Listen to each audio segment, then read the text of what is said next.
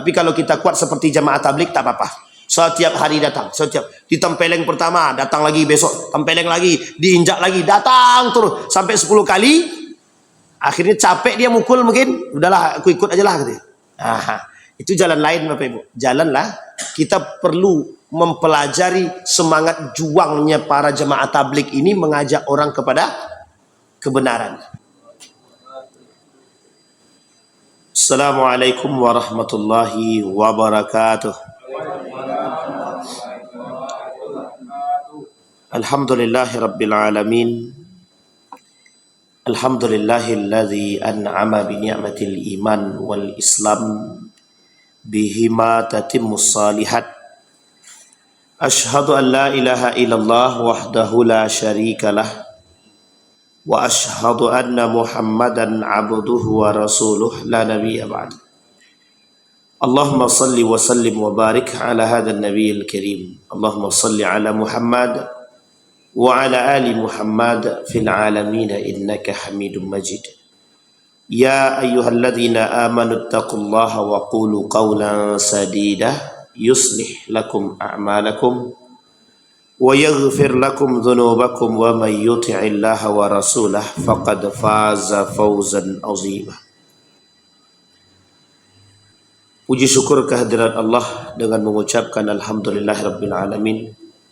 Bersalawat kepada Nabi dengan mengucapkan Allahumma salli ala Muhammad wa ala ali Muhammad fil alamin innaka Hamidum Majid. Bapak Ibu sekalian yang berbahagia, mudah-mudahan Allah melimpahkan rahmat dan karunia-Nya serta keberkahannya kepada kita semua.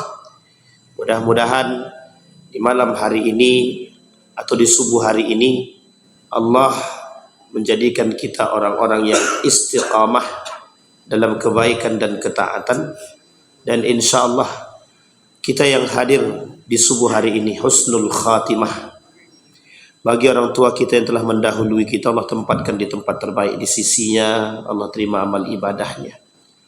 Bagi orang tua kita yang masih hidup, Allah sehatkan, Allah kuatkan, Allah istiqamahkan dalam ibadah, dan insya Allah Allah jadikan orang tua yang baik, yang saleh ataupun salehah. Amin ya rabbal alamin. Baik Bapak Ibu sekalian yang berbahagia, di subuh hari ini saya ingin mengangkat atau mencoba menjabarkan kepada kita semua belajar bersama tentang surat Ali Imran ayat ke-69 sampai ke-74. Ali Imran ayat ke-69 sampai ke-74. Dan insya Allah mudah-mudahan bisa berlanjut pada ayat selanjutnya sampai pada ayat yang ke-77. Kata Allah di dalam Al-Quran, dalam surat Ali Imran, waddat ta'ifatum min ahlil kitabi law yudillunakum wa ma yudilluna illa anfusahum wa ma yash'urun. Ya ahlal kitab lima takfuruna bi ayatillahi wa antum tashhadun. Ya ahlal kitab lima talbisuna al-haqqa bil batil wa taktumuna al-haqqa wa antum ta'lamun. Wa qalat ta'ifatun min ahli al-kitab aminu billadhi unzila 'ala alladhina amanu wajhan nahar wakfuru akhirahu la'allahum yarji'un. Wala tu'minu illa liman tabi'a dinakum qul innal huda hudallah ayyu'ta ahadun mithla ma utitum aw yuhajjukum 'inda rabbikum qul innal fadla biyadillah yu'tihi man yasha wallahu wasi'un alim. Akhir ayat 73. Wallahu yakhtassu birahmatihi man yasha wallahu dzul fadlil azim. Shadaqallah. Dalam ayat yang ke-69, waddat ta'ifatum min ahlil kitab law yudillunakum wa ma yudilluna illa anfusahum wa ma yash'urun. Nazalat fi Muaz ibn Jabal wa Umar ibn Yasir wa Ammar ibn Yasir wa Hudzaifah ibn al-Yaman hina da'ahum al-yahud ila dinihim. Baik, kita perhatikan baik-baik Bapak Ibu. Mu'az ibn Jabal, kemudian Ammar ibn Yasir, begitu juga Hudzaifah ibn al-Yaman. Ketiga-tiga ini adalah sahabat Nabi. Mu'az ibn Jabal orang yang selalu kalau dikenal dengan penjaga rahasia Nabi. Jadi Mu'az bin Jabal ini penjaga rahasia Nabi. Jadi kalau Nabi punya rahasia itu yang tahu cuma Mu'az bin Jabal. Dan ini bagus, orangnya baik, istiqamah. Kemudian ada namanya Ammar bin Yasir yang dulu pernah hampir merubah akidahnya. Demi keselamatan nyawanya, dia mengatakan keluar daripada Islam secara lisan tapi tidak dengan hati. Itu Ammar bin Yasir. Pernah tidak diajak oleh Rasul berbicara selama 3 hari. Kemudian Hudzaifah ibn al-Yaman yang selalu kita sebut nama ini, pemegang 40 nama orang-orang munafik Madinah. Jadi Hudzaifah ibn al-Yaman pemegang nama orang-orang munafik, ada sekitar 40 yang dirahasiakan dia yang Nabi ceritakan kepadanya, kemudian dirahasiakannya sampai selama hayatnya, sampailah dia meninggal. Sampai-sampai Umar bin Khattab bertanya kepada Hudzaifah ibn al-Yaman, apakah di antara 40 itu ada namaku, kata Umar bin Khattab. Hudzaifah cuma tersenyum dan tidak menjawab. Sampailah dia meninggal. Hudzaifah tidak mengatakan. Tapi orang sekarang tidak. Nampak satu aib orang tersebar kemana-mana. Satu baru. Ini munafik. Nifaknya seseorang itu dipegangnya. Dan tidak pernah dikasih tahu. Tapi kalau orang sekarang tak berlaku itu. Orang sekarang itu justru tajassus. Tahu tajassus Ibu? Bapak-bapak tahu tajassus? Mencari kesalahan orang lain. Selain daripada mencari kesalahan orang lain, ini kerjaan buzzer, haters. Di mana ada letak kesalahan seseorang, di situ keluar dia. Di mana ada letak kesalahan, ada terus. Dicarinya sedapat mungkin. Maka bahasanya buzzer atau haters. Haters itu pembenci. I hate you. Aku benci kepadamu. Para pembenci namanya haters. Nah, orang-orang para pembenci ini akan selalu mencari kesalahan kita. Jadi Bapak Ibu, kalau Bapak Ibu ada orang duduk dengan Bapak Ibu yang menceritakan akan orang lain, dia benci terhadap si A dan dia ceritakan kepada kita, tinggal tunggu saja kapan jadwal kita diceritakan kepada orang lain. Ada masa dia tidak suka dengan kita. Maka kata Allah dalam Al-Quran, jangan terlalu membenci, bisa jadi itu yang engkau cintai. Jangan terlalu mencintai, bisa jadi itu yang engkau benci. Dan itu Allah sebutkan dalam Al-Quran dalam surat Al-Baqarah. Nah, kembali kepada poin tadi Bapak Ibu sekalian yang berbahagia. Ketiga-tiga ini mengajak orang lain untuk masuk ke dalam Islam, ke dalam agama mereka. Agamanya Hudzaifah ibn al-Yaman, agamanya Ammar bin Yasir, agamanya Mu'az bin Jabal. Ketiga-tiganya sahabat Nabi dan dekat kepada Nabi. Dan orang-orang unik nih tiga-tiga. Punya keunikan tersendiri. Yasir terkenal dengan kekuatannya. Kemudian Hudzaifah terkenal dengan kecerdasannya, keanehannya, kegaribatnya. Begitu juga Mu'az bin Jabal yang hafalan kuatnya. Mu'az bin Jabal, kata para ulama hadis begitu. Nah, kata Nabi, kata Allah di dalam Al-Quran, waddat ta'ifatum min ahlil kitabi law yudillunakum. Persoalan ahlul kitab, mau dia masuk Islam atau tidak masuk Islam sekalipun, kata dia, itu persoalan hidayah. Innaka lan tahdi man ahbabta walakinnallaha yahdi man yasha. Urusan hidayah itu urusan Allah. Yang mengajak, memang kita punya usaha untuk mengajak orang untuk masuk ke dalam agama kita atau melakukan kebaikan. Tapi penentu segalanya itu bukan manusia. Penentu segalanya adalah Allah. Dan ini disampaikan. Maka singkat cerita dalam ayat yang pertama ini, dalam surat Ali Imran ayat ke-69 ini, orang yang ingin mengajak siapapun ke dalam kebaikan dan termasuk kepada agama dia, silahkan, tidak dipermasalahkan. Tapi berusahalah, hanya saja yang perlu disadari, segala sesuatu itu tergantung kepada Allah. Kemudian Allah kata, wa mayudilluna illa anfusahum wa ma yash'urun. Engkau tidak perlu memaksakan mereka memasuk ke dalam agamaku, kata Allah, atau ke dalam agama Islam. Sesungguhnya kesesatan itu akan selalu menyertai kepada orang-orang yang tidak mau kembali kepada Islam. Sampai di sini bisa dipahami Bapak Ibu ya. Jadi Bapak Ibu sekalian yang berbahagia, kokohkan iman kita dengan keislaman kita. Inna dina indallahil Islam. Agama yang paling benar itu, ini saya kasih tahu Bapak Ibu, agama yang paling benar dan satu-satunya yang benar, kata Zainuddin MZ, itu cuma Islam, tidak ada agama yang lain. Sehingga mengokohkan diri, mengistiqamahkan diri, berpegang teguh betul, habduddin, berpegang kuat dengan agama, itu adalah fitrah kita sebagai umat muslim. Fitrah kita sebagai umat manusia. Jadi berislam ini kewajiban, fitrah, bukan pilihan. Kalau di negara kita, memilih agama itu haknya masing-masing. Dan diatur oleh undang-undang. Diberikan kebebasan dalam memeluk agama sesuai dengan kepercayaan masing-masing. Tapi di dalam Islam, fitrahnya manusia itu Islam. Tapi bagi kaum orang-orang liberal, fitrahnya manusia beragama. Fitrahnya manusia beragama. Tapi sebenarnya fitrah manusia itu beragama Islam, bukan agama yang lain.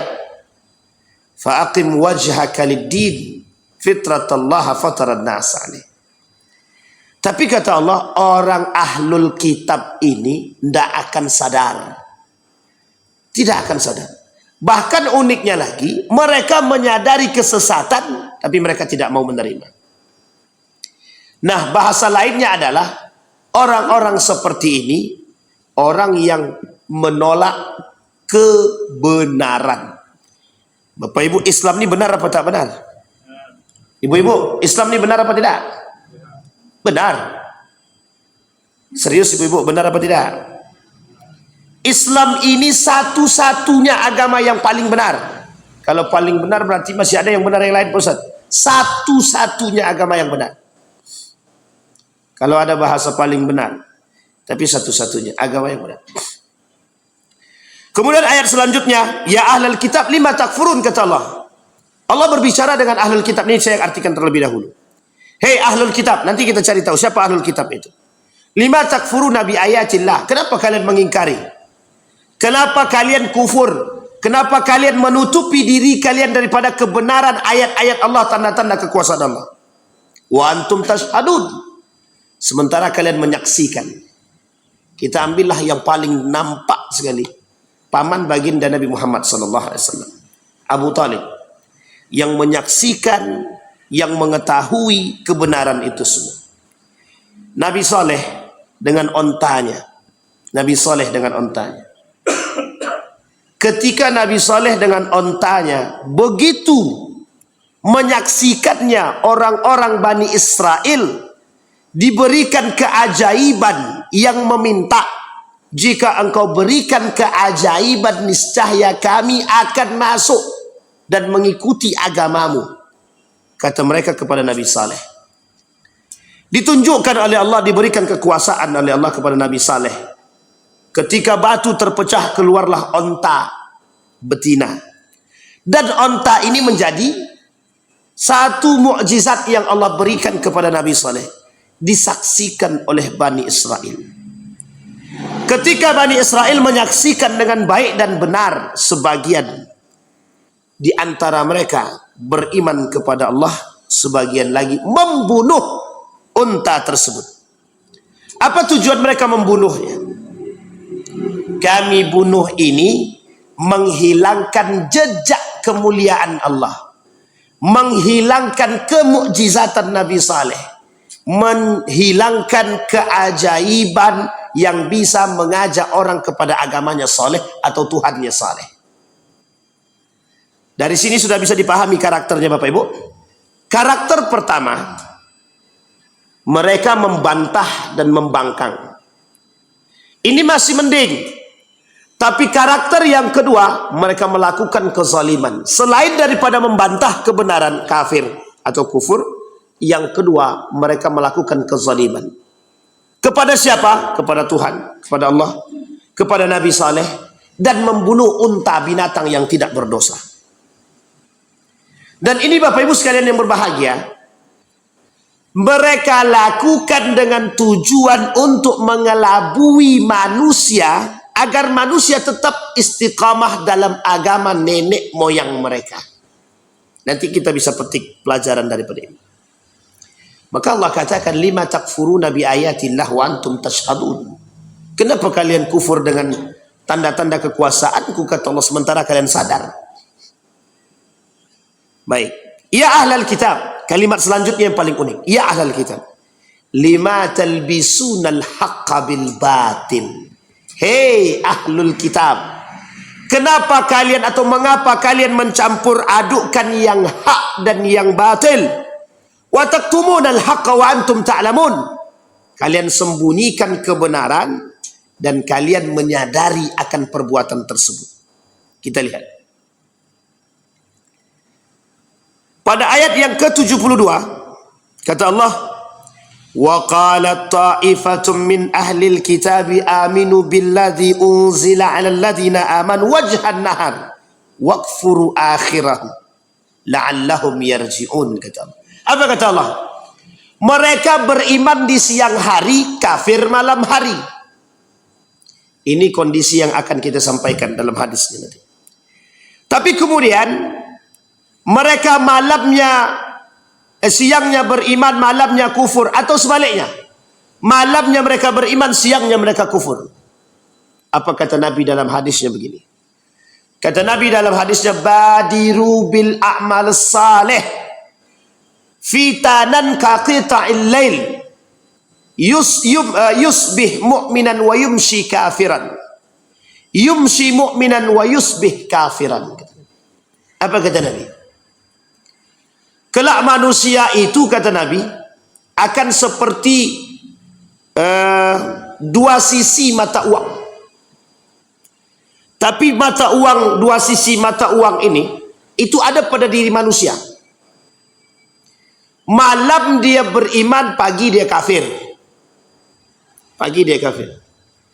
Pagi dia beriman, malam dia kafir. Dan ini sudah disampaikan oleh Allah. Apa kata Allah dalam Al-Quran? Kata dia, kata Allah, yu'minuna wajhan nahar. Mereka beriman di siang hari. Waqfuru akhirahu, malam hari mereka kafir. Kemudian Allah katakan, mudah-mudahan mereka termasuk orang yang kembali kepada kebenaran. Nah, Bapak Ibu sekalian yang berbahagia, dari ayat yang 69 sampai ayat yang ke-72 ingin saya petik pelajaran penting. Satu, ahlul kitab ini siapa? Ahlul kitab ini siapa? Tidak ada hari ini ahlul kitab. Tidak ada.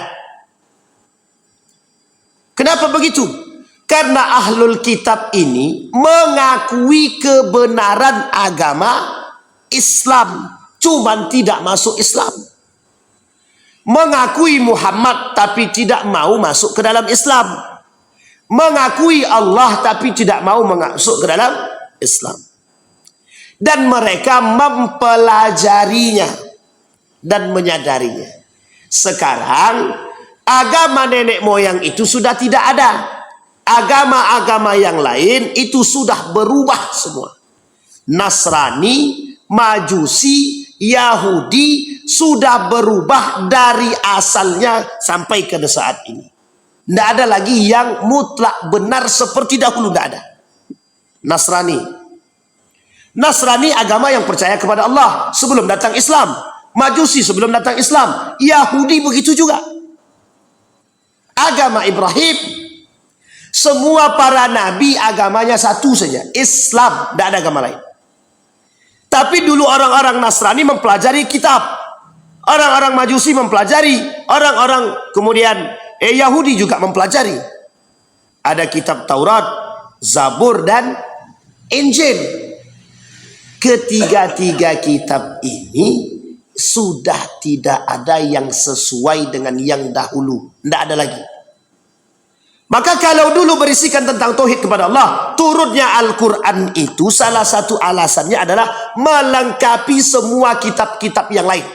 Zabur, Injil, Taurat itu disempurnakan oleh Al-Quran. Sampai di sini bisa dipahami Bapak Ibu. Jadi tidak ada ahlul kitab. Berarti siapa ahlul kitab itu Pak Ustaz? Yang mengerti tentang isi yang benar daripada kitab tiga tadi. Zabur, Injil, Taurat.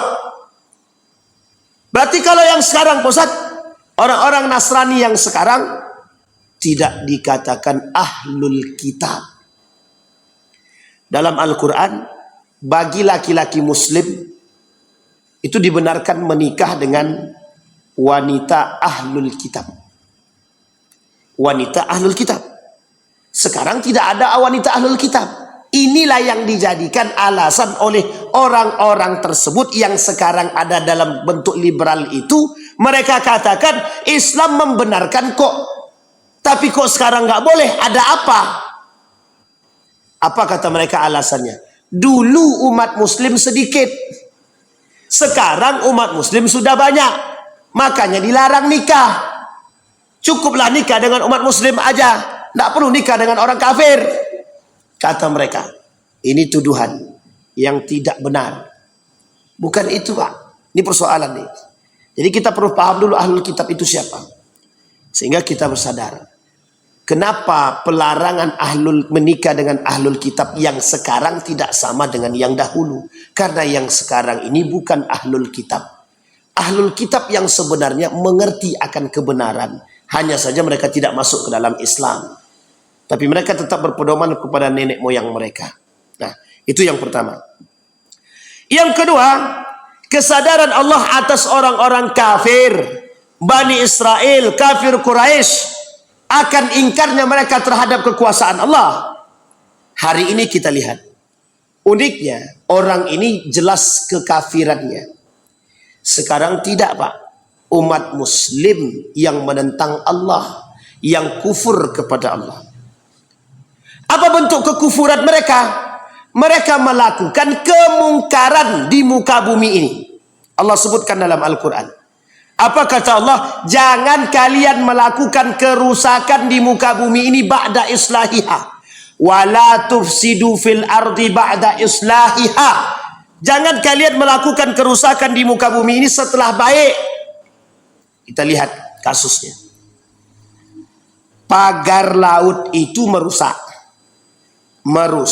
citra kesejahteraan. Sama Pak, persoalan korupsi itu merusak. Tapi ingat, yang merusak siapa? Manusia atau Allah? Apa kata Allah? Kerusakan di muka bumi ini itu disebabkan oleh ulah tangan manusia itu sendiri. Jadi Bapak Ibu, uniknya begini. Mereka yang melakukan kerusakan, kita yang kena. Kita yang berimbas. Kita ambil contoh yang lain. Kita ambil contoh, ini ilustrasi. Dalam satu rumah, satu keluarga, satu orang yang melakukan kerusakan, kira-kira yang lain kena nggak? Oleh anak tadi, dipotongnya tiang rumah tuh. Ada 4, anggaplah ada 4 itu. Dipotongnya 4. Kira-kira orang yang 7 orang dalam satu rumah nih kena semua? Kena Pak. Sekarang pertanyaannya, ada nggak di antara 7 nih yang baik? Yang baik ada. Tapi kenapa kok ikut kena juga? Sampai di sini paham? Karena ketika anak itu memotong tiang itu tidak ada yang mengingatkan. Tidak ada yang melawan.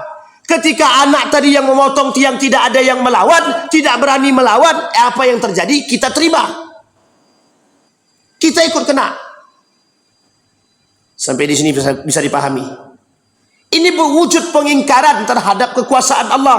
Kemungkaran yang terjadi itu gara-gara mereka mengingkari syariat Allah, mengingkari kewajiban dia kepada Allah. Ini poin penting, Pak. Dan ini sudah Allah sebutkan. Ayat ini bukan untuk kafir Quraisy.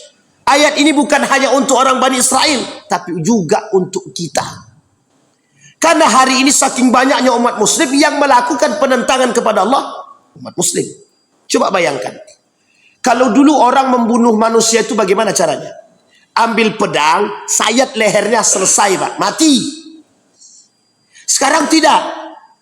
Ambil hartanya, jarah dia, mati perlahan. Lebih sakit mana? Lebih sakit mana? Orang yang tidak makan mengemis dari ujung ke ujung jalan, tidak ada satupun yang perhatian. Pada hakikatnya tiba-tiba ditemukan mayat meninggal. Lebih sakit mana? Mati langsung ditusuk atau tersiksa dulu dengan keadaan? Sampai di sini sebenarnya sakit semua, Pak. Yang namanya mati sakit. Kecuali matinya orang beriman. Allah tutup rasa sakit itu. Allah tutup. Orang beriman itu Allah tutup rasa sakitnya. Jadi Bapak Ibu sekalian yang berbahagia, kenapa ini kita katakan? Dr. Mustafa Umar mengatakan kepada saya pribadi, apatisme dan pragmatisme umat manusia hari ini terhadap kemungkaran, itulah yang menyebabkan kenapa kita harus merasakan rasa sakitnya. Sampai di sini bisa dipahami Bapak Ibu ya. Jadi kalau kita melihat kemungkaran, kita diam, kita sakit. Dan kita harus siap imbas daripada kemungkaran yang dibuat oleh mereka. Maka dari sekarang Bapak Ibu, sedikit demi sedikit. Harus. Saya ceritakan sama beliau, Ustaz, capek rasanya berkeliling, menyampaikan tentang kemungkaran ini. Tapi yang ikut tidak ada. Apa jawaban beliau? Ini motivasi terbaik. Apa kata beliau? Yang kau buat hari ini belum tentu 20 tahun yang akan datang kau petik. Tapi yakinlah yang kau buat hari ini 30 tahun yang akan datang generasi selanjutnya akan mengingatkan. Ini pentingnya, Pak. Ini penting. Apa yang dibuat hari ini? Berani kita menentang kemungkaran hari ini akan menjadi pengingat bagi mereka kelak. Termasuk generasi kita. Apa maksudnya? Kita telah menularkan generasi-generasi pemberani, Pak. Kalau kita tak berani, ya berarti kehancuran semakin nampak. Harus bersiap dengan segala kondisi. Nah, apa kata Allah?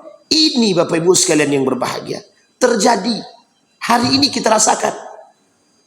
Dan mereka-mereka tersebut tidak merasa telah membunuh manusia.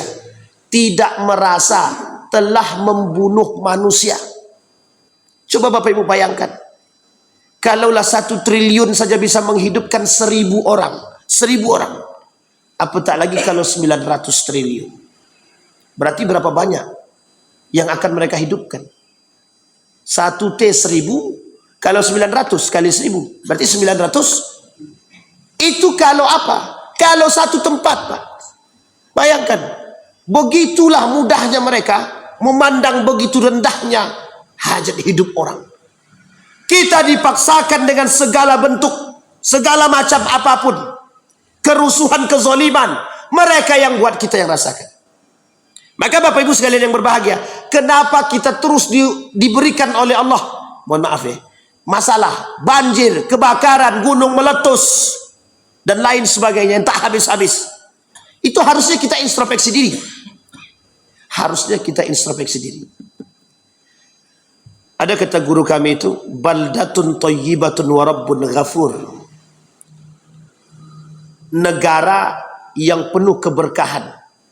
Sedikit dia tak mengeluh, banyak dia bersyukur. Sedikit dia tak mengeluh, banyak dia bersyukur. Kalau diberikan sedikit, dia tetap bersyukur. Dia tak mengeluh. Diberikan banyak, dia justru malah lebih semakin bersyukur. Nah ini Bapak Ibu sekalian yang berbahagia. Sekarang tidak begitu. Dikasih sedikit, makin rakus nih Pak. Jadi penyakit kita hari ini, kerusakan yang paling terjadi, yang paling nampak hari ini, itu disebabkan karena kerakusan itu.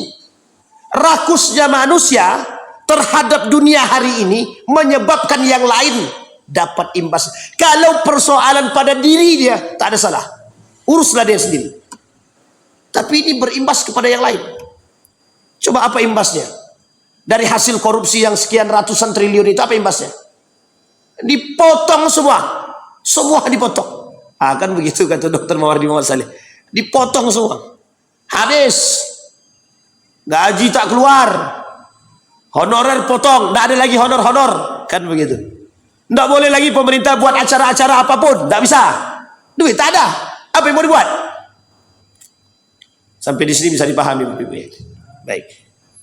Uniknya Bapak Ibu, kalau dulu waktu kami di Yogyakarta itu, kalau ngisi di beberapa universitas itu, ngisi kajian aja pakai pajak. Ngisi kajian dikasih pajak. Itu masih ingat betul itu. Ustaz, tolong tanda tangan pesatnya. Apa ini? Ini tanda tangan pelaporan Pak Ustaz. Ada pajaknya soalnya. Saya bilang ketawa saya Pak. Dulu tidak ada namanya gaji guru itu pakai gaji dosen itu pakai pajak-pajak itu tidak ada. Sekarang wajib pajak, wajib pajak. Kalau dulu akumulasi, kalau tidak sekarang setiap apapun duit yang keluar ada pajaknya. 10%. Kan lumayan tuh. Dan lain sebagainya. Nah kemudian Allah kata, ya ayyuhalladzi, ya ahlal kitab lima talbisunal haqqa bil batil. Ahlul kitab, kenapa kalian campur adukkan yang hak dan yang batil? Bukan hanya ahlul kitab. Kita umat muslim banyak yang melakukan mencampur adukkan yang hak dan yang batil. Bayangkan hari ini, saking bercampurnya yang hak dan yang batil, tidak nampak yang hak itu yang mana, yang batil itu tak nampak lagi. Nah ini yang terjadi sekarang. Orang-orang, makanya kelak korupsi itu hal yang biasa. Korupsi itu bukan hal yang ditakutkan, hal yang biasa. Bukan masuk dalam kategori dosa besar kelak di hari akhir, di akhir zaman. Dulu orang mencuri takut betul Pak, sembunyi-sembunyi kan kalau mencuri. Malam hari, saking nggak punyanya betul. Orang dulu mencuri itu cuma karena satu aja, betul-betul nggak punya. Kalau sekarang mencuri itu bukan betul-betul nggak punya, memang karena pengen punya. Dibukanya pintu rumah orang, diam-diam, sembunyi-sembunyi. Sekarang kan tidak. Di pasar tuh terang-terangan aja dia berani mencuri. Terang-terangan dia berani curi. Coba bayangkan. Sekarang ini tidak mencuri lagi, namanya perampok. Tuh kayak mereka-mereka yang rakus di atas itu tuh perampok semua itu. Perampok. Tapi kan kita nggak bisa ngapa-ngapain tuh. Mengapa mereka mencampur adukkan ini? Apa tujuannya? Tujuan mencampur adukkan yang hak dan yang batil ini Bapak Ibu sekalian yang berbahagia. Satu saja. Biar kita ini tidak nampak mana yang hak dan mana yang batil. Biar kita ini mengikuti. Yang kita ikuti itu kita tidak sadar apakah yang hak, apakah yang batil. Kita tidak nampak lagi sekarang. Bukti nyatanya apa? Bukti nyatanya. Ada orang mengatakan suap itu haram, tapi dia menerima suap. Ada orang yang mengatakan pacaran itu haram, tapi dia pacaran. Uniknya itu lebih berbahaya itu Pak. Uniknya lagi, yang lebih berbahaya lagi, dia katakan itu tidak haram. Yang tadi saja sudah sangat haramnya, apalagi yang sekarang. Sampai di sini paham? Dia mengatakan suap itu haram, tapi dia terima. Dia katakan korupsi itu salah, tapi dia lakukan. Dia katakan pacaran bergandengan tangan berduaan dengan laki-laki berzina itu haram, tapi dia perbuat. Yang uniknya lagi, yang paling berbahaya lagi, yang masuk dalam kategori talbis, mencampur adukkan tadi, atau ibtilas. Apa yang mana? Yang mereka katakan zina itu tidak zina, suap itu tidak suap, pacaran itu tidak haram, korupsi itu tidak salah, menzolimi orang itu baik. Sekarang saya tanya sama Bapak Ibu, kalau seperti ini frame-nya, kacamata kita, di mana nampak kesalahan lagi? Makanya tidak lagi ada keseimbangan. Kalau keseimbangan ini sudah tidak ada, maka mulai goyang. Kalau sudah goyang, tanda kiamat. Maka itu yang disebut oleh Nabi, goyang semua, hancur semua. Sampai di sini paham Bapak Ibu? Kalau keseimbangan bumi ini sudah tidak stabil, dan sekarang sudah mulai terkikis sedikit demi sedikit, maka tinggal tunggu saja. Kita ibaratkan longsor. Kenapa terjadi longsor? Karena yang di bawah ini sudah terkikis. Karena sudah terkikis, sudah mulai habis, maka longsorlah dia Pak. Habis, tidak ada penopangnya lagi. Tidak ada yang bisa menjadi tiangnya lagi. Sama, ibarat rumah ini sudah tidak, masjid ini sudah tidak ada tiang, kira-kira hancur apa tidak? Sama, agama kalau sudah dicampur adukkan dengan yang hak, antara yang hak dan yang batil, tidak nampak lagi, sudah goyang. Keseimbangan sudah tidak ada. Kalau keseimbangan sudah tidak ada, tinggal tunggu kehancurannya. Kita ambil contoh ilustrasinya begini. 100 umat muslim atau umat mukmin 100. 60-nya melakukan kemungkaran, 40-nya melakukan keimanan yang baik. Imbang apa tak imbang? Kira-kira berat sebelah apa tidak? Yang 60 ini 60, ini 40. Akan begini Pak posisinya. Kalau yang 60 ini masih menghasut yang lain, naik jadi 30. Naik jadi 80. Ujung-ujungnya kelahan. Sekalipun yang 20 ini beriman Bapak Ibu sekalian yang berbahagia, 80 ini dah menghancurkan yang lain. Itu yang terjadi sekarang. Karena kita termasuk orang yang apatis dan pragmatis. Apa itu apatis dan pragmatis? Maksud?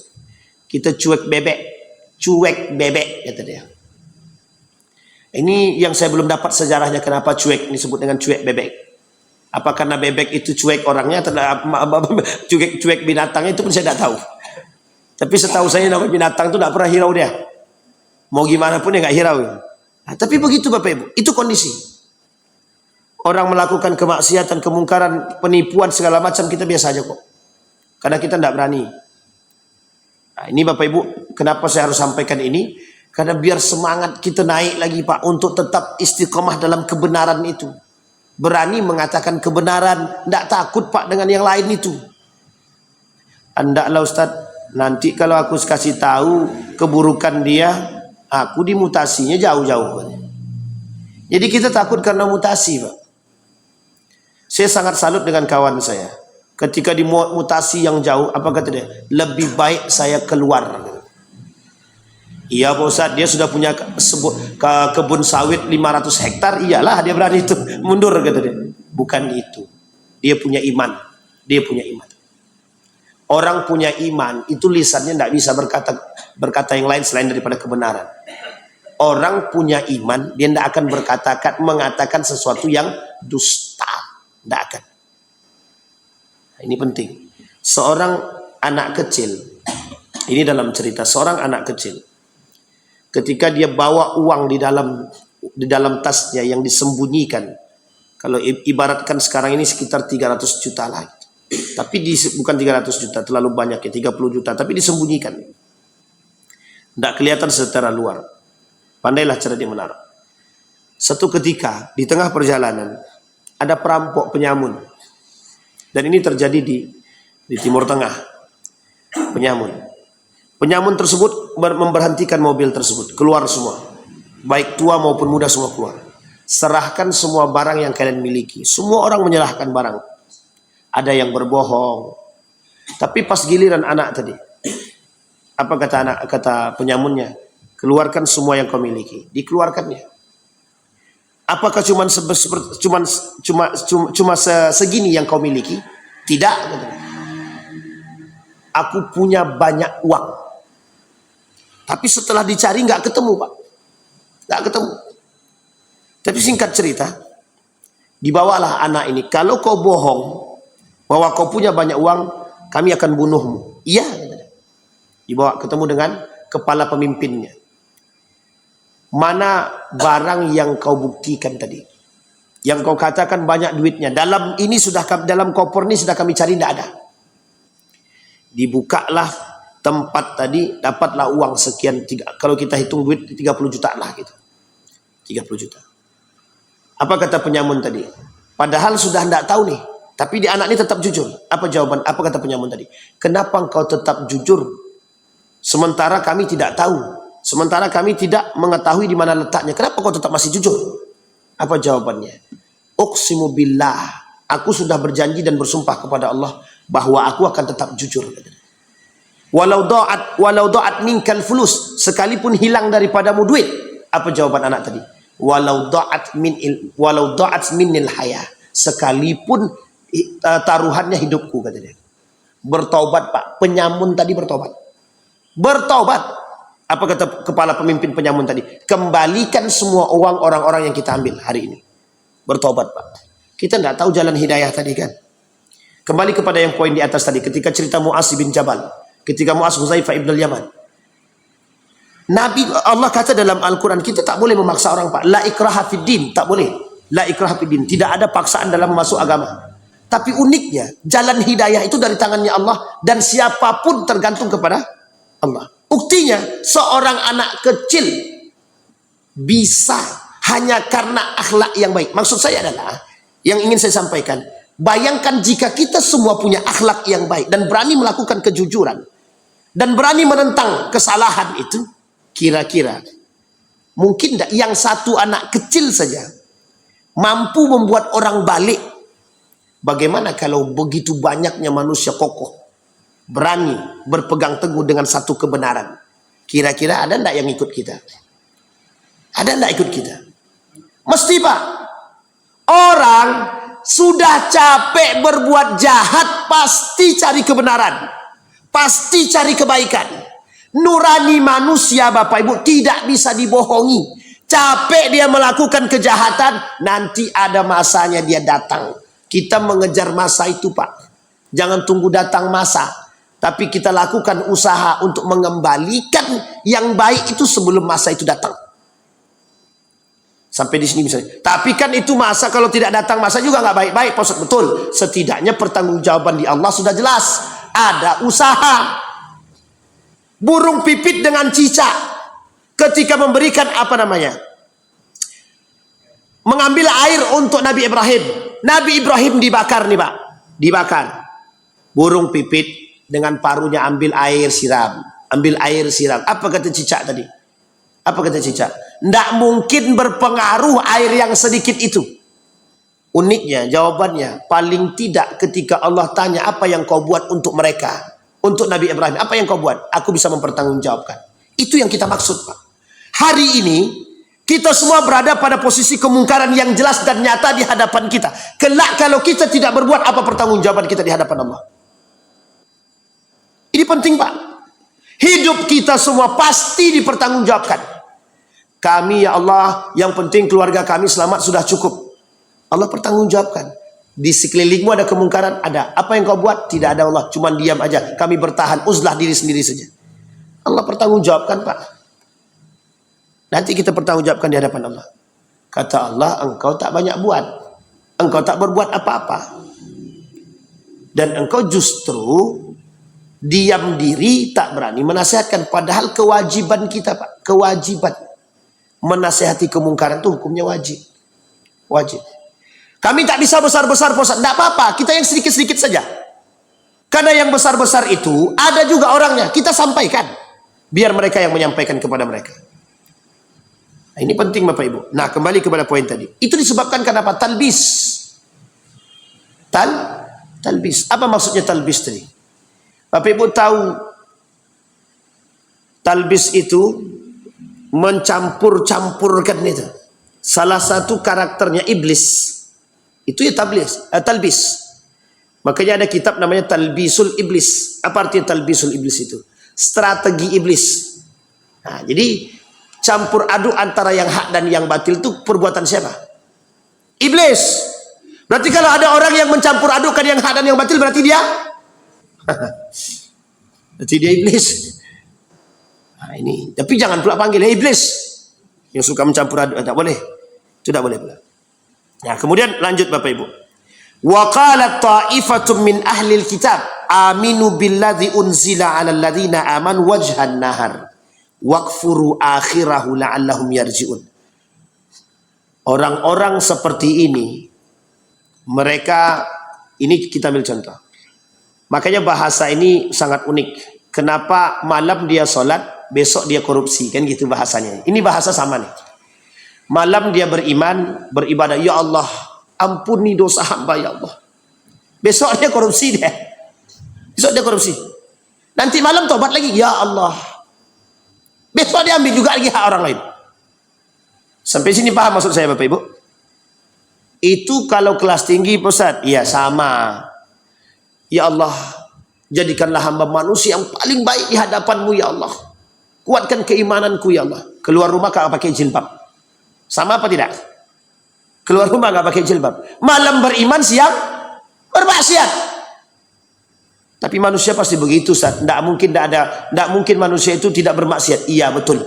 Tapi ada usaha untuk menghilangkan daripada kemaksiatan tersebut. Itu yang paling penting.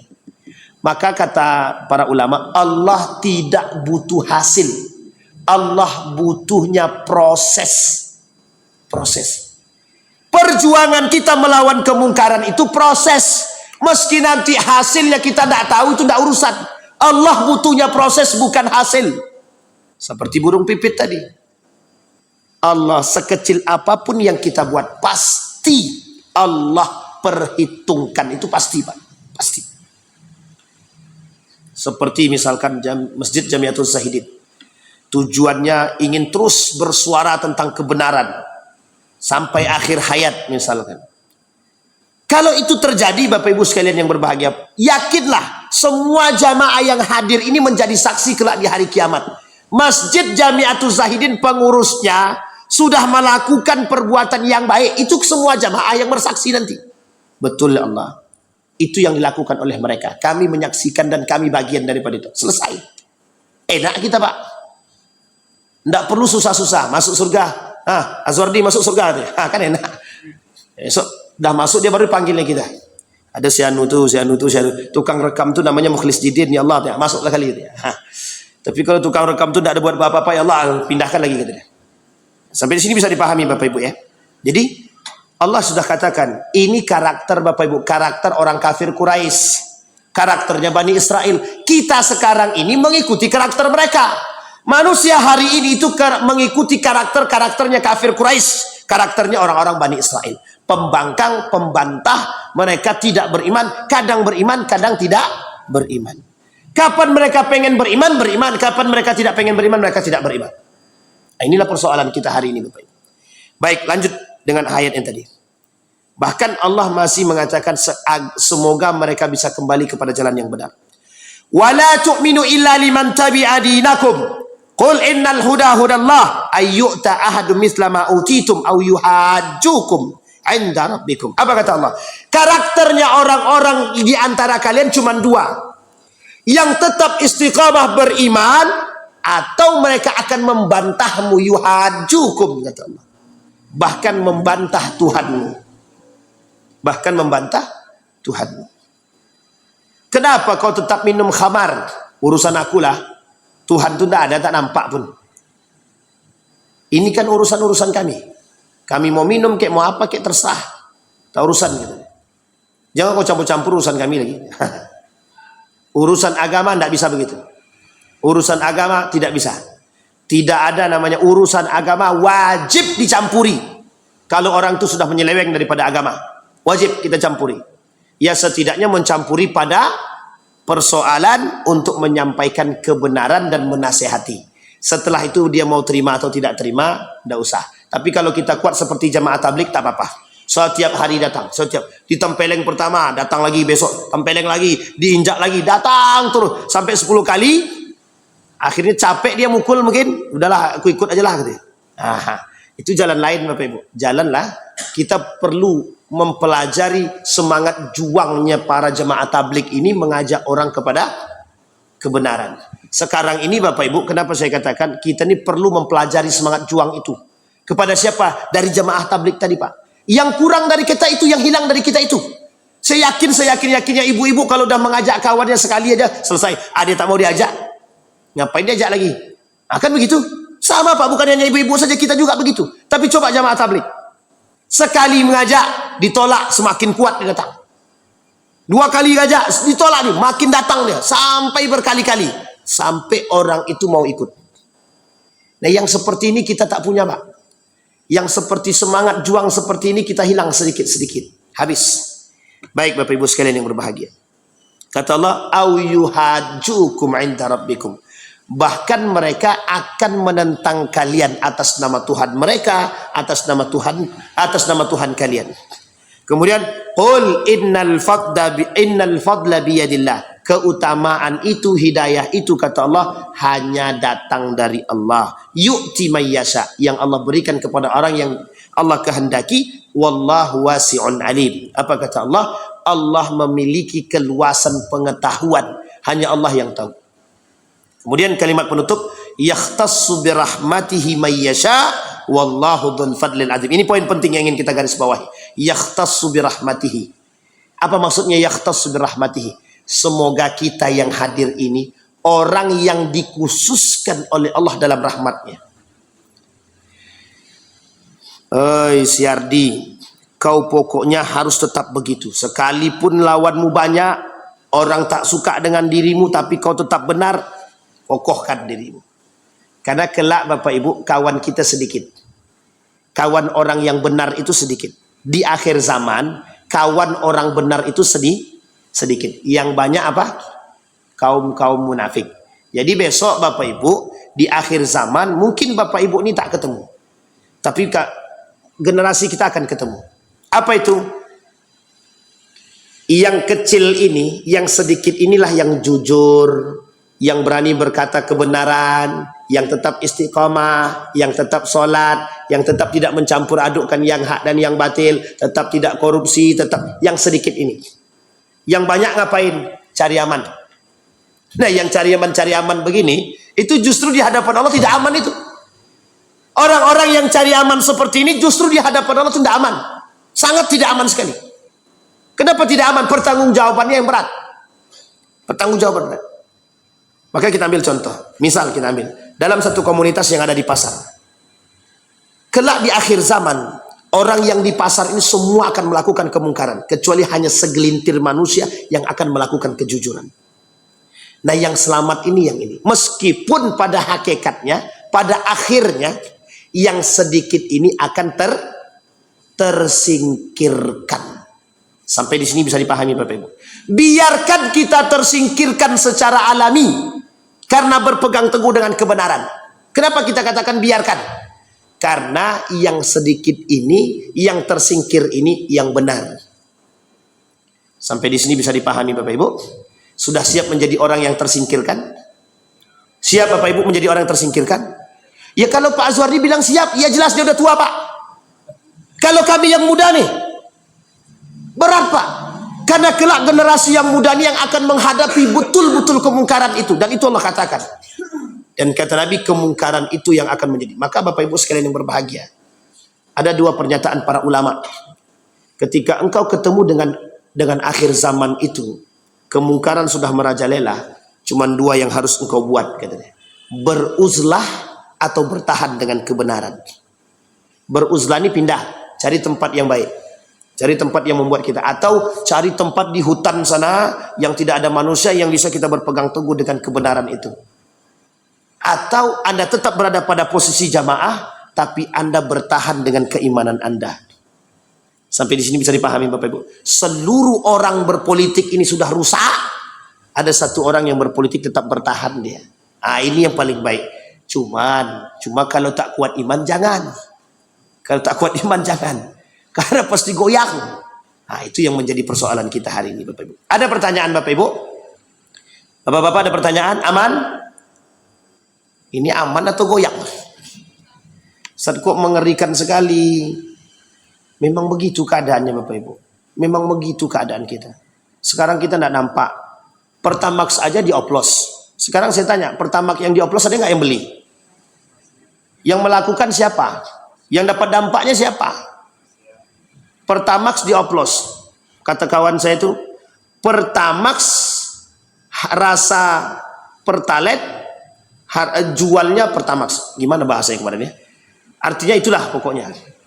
Harga jualnya Pertamax, barangnya Pertalite, tapi namanya Pertamax. Nah, kan gitu. Nama Pertamax, barang Pertalite, harga Pertamax gitu deh.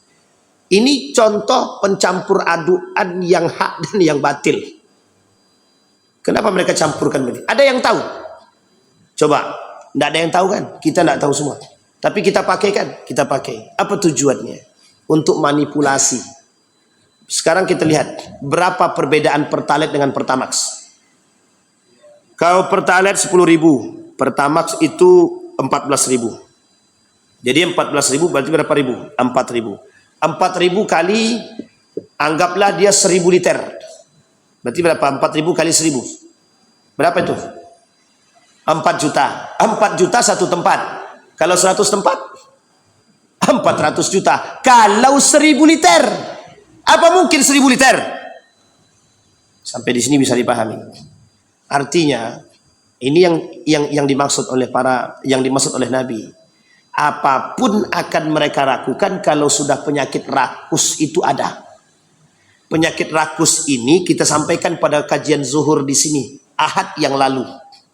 Apa maksudnya? Hirsun, rakus yang keterlaluan, rakus yang sudah tidak ada rasa puas dan qanaah dalam diri dia. Nah, inilah yang terjadi hari ini. Kita sedang berhadapan dan bermusuhan dengan orang-orang seperti ini. Bapak Ibu, kita berhadapan dengan orang rakus seperti ini. Apa yang harus kita lakukan? Menasehati yang pertama, yang kedua melawan. Kalau kita kuat melawan, kalau tak kuat melawan jangan. Kita dijebaknya. Setelah kita dijebaknya, kita yang jadi. Itulah yang terjadi di atasan. Yang malingnya tangan kiri, bosnya tangan kanan. Yang tangan kiri dapat 1 triliun, 967 triliunnya tangan kanan. Sampai di sini paham maksud saya? Jadi itu dijebak dan lain sebagainya. Begitulah kemungkaran jahatnya. Begitulah susahnya dan sulitnya. Dan bagaimana kita mau tahu? Wong kita tidak nampak, kemungkaran itu tidak jelas, subhatnya itu dah begitu. Itulah yang terjadi. Maka Bapak Ibu sekalian yang berbahagia, tetaplah bertahan dengan kondisi kita yang hari ini, yang kuatkan iman. Makanya kenapa Bapak Ibu sahabat itu berdoa, meminta begini kepada Ya Allah, doakan kepada Tuhan, kepada Allah agar kami dimatikan dan tidak ketemu dengan itu. Berarti kami boleh dong Ustaz berdoa seperti itu Ustaz. Kalau sudah nampak betul, dah tak ada lagi masjid isinya orang baik, berdoalah, tak ada masalah. Tapi masjid ini masih banyak isinya orang baik. Masih banyak masjid Nurul Yakin, Nurul Iman, dan masjid-masjid yang lain yang masih baik. Artinya adalah masih ada peluang bagi kita untuk tetap bisa bertahan. Kita masih punya komunitas. Bangunlah komunitas-komunitas yang baik agar kita bisa menjadi orang yang bermanfaat. A'udzubillahi minasyaitonirrajim. Bismillahirrahmanirrahim. Alhamdulillahirabbil alamin. Hamdan syakirina, hamdan naimin, hamdan yuafi ni'amahu wa yukafi'u mazidah. Ya Rabbana lakal hamdu kama yanbaghi li jalali wajhikal karim wa 'azimi sultanik. Allahumma faqihna fid din wa 'allimna ta'wil. Allahumma a'inna ala dzikrika wa syukrika wa husni ibadatik. Allahumma ighfir lana dhunubana wa dhunuba walidina warhamhuma kama rabbayana shighara. Allahumma ij'al tajammu'ana tajammu'an marhumah waj'al tafarruqana min ba'dihi tafarruqan ma'sumah.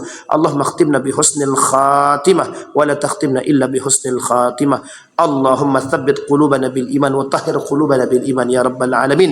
Allahumma zakki nufusana ya rabb. Allahumma zakki nufusana ya arhamar rahimin. Allahumma ij'alil qur'anal azima rabi'a qulubina wa nura sudurina wa jilaa ahzanina wa dhihaba humumina wa humumina. Allahumma ighfir lahum warhamhum wa'afihim wa'fu anhum wa akrim nuzulahum wa wasi' madkhalahum waj'alil jannata maswahum. Allahumma ighfina bihalalika an haramika ya rabbal alamin. Allahumma ighfina bihalalika an haramika ya Allah. Allahumma jannibna minal muharramat. Allahumma jannibna min munkaratil akhlaq. Rabbana atina fid dunya hasanah wa fil akhirati hasanah wa qina azabannar. Walhamdulillah rabbil alamin. Assalamualaikum warahmatullahi wabarakatuh.